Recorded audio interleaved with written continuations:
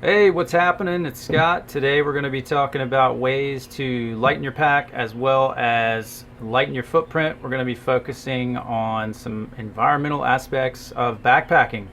So let's get to it.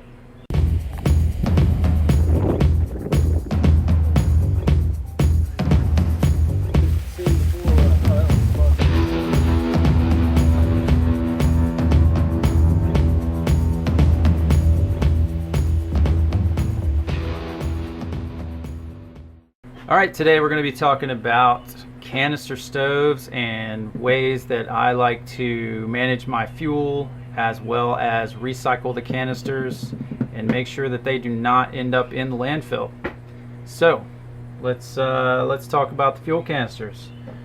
I used to be a pretty die-hard alcohol stove guy for a while. I like alcohol stoves. They're very simple, lightweight. The stove itself weighs nothing because it's made out of a cat can stove, and then you just have to carry the weight of the fuel. But when the BRS stove came out, being that it's only 0.9 ounces, I gave it a shot and I never looked back. I've been using it for a couple of years now.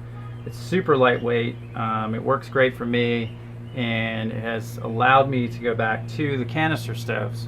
Now, one of the other things that I didn't like about the canister stove, and the reason that I used the alcohol stove for so long, is that you end up with all these fuel canisters and they end up going in the trash, which is pretty wasteful. But I contacted my local recycling company and I found out that they would accept them for recycling. They just had a few stipulations and easy things that I had to do in order for them to pick them up. So I'm going to show you what that is. Super simple. Take your stove. After the canister is empty, thread your stove on and open the valve all the way to make sure that any gas or any liquid that is in the stove will be expelled. So what I do is I just throw it on there at the end of a trip when I'm pretty sure the canister is empty, open it up, give a listen, make sure I don't hear any hissing, and then I just let it sit around for like 20 or 30 minutes just to make sure that there is no fuel in the stove.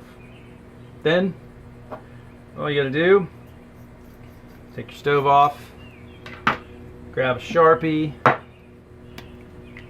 and make sure you write empty on the canister. That way it lets the recycling company know that it is empty.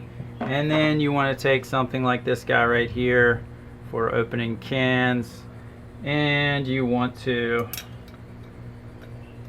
pop a hole in the side just like that, and continue to do maybe, I don't know, I usually do about half a dozen all the way around so that you can actually see through the can, you know that it's empty, and there is no question. Now, another thing that I like to do to conserve, well, not necessarily to conserve fuel, but to track the fuel in a canister throughout the trip, is I carry a small Sharpie in my backpack for many reasons, but one of the uses is so that I can put hash marks on my canister. So I know with my meals, typically I'm making coffee in the morning. Don't really cook breakfast in the morning, but I will make a cup of coffee. That's super fast, uses very little fuel. And then in the evening, I'll usually have one more cup of coffee, and then, or maybe hot chocolate, something like that. I'm gonna have a hot drink, and then I'm also gonna have to heat up some water for my dinner. So I know that I can use roughly, I can get about 12 to 14 days for sure out of a canister, sometimes more than that. So what I do is for each day I just throw a little hash mark on there, and it helps me keep track of how much fuel is in the canister. Another thing you can do is most canisters show the net and gross weight on the canister.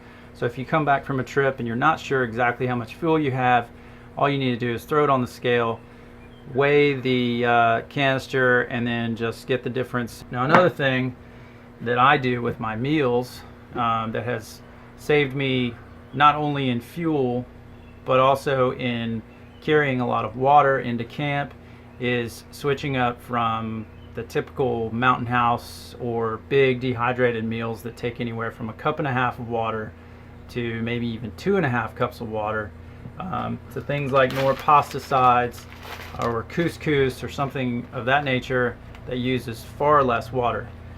Now this particular dinner, and this is one of my favorites, if you look at the directions on the back of this pack, it's going to tell you that you need 1.5 cups of water. And if you were cooking this at home and you were going to let this simmer, then yes, you would definitely need to have that much water. But if you were cooking this on the trail, you really don't need that much water. Actually, I use anywhere between 1/2 and 3/4 cups of water for these particular type of meals, and I find that's plenty of water. So I'm going from 1.5 cups to 2 cups of water for a typical dehydrated meal to 1/2 cup or 3/4 cups of water for a meal like this, which is saving me a whole lot of weight. It's also saving me a lot of fuel because I'm not having to boil 2 cups of water. I can literally just turn my stove on for maybe a minute or less, and that 1/2 cup of water is gonna get plenty hot to rehydrate this pasta.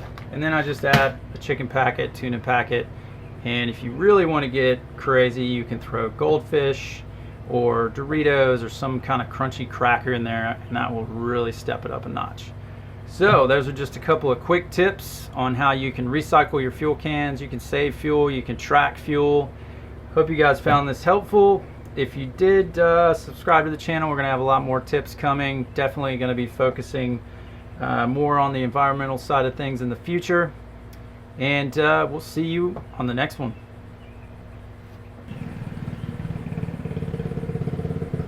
No muffler.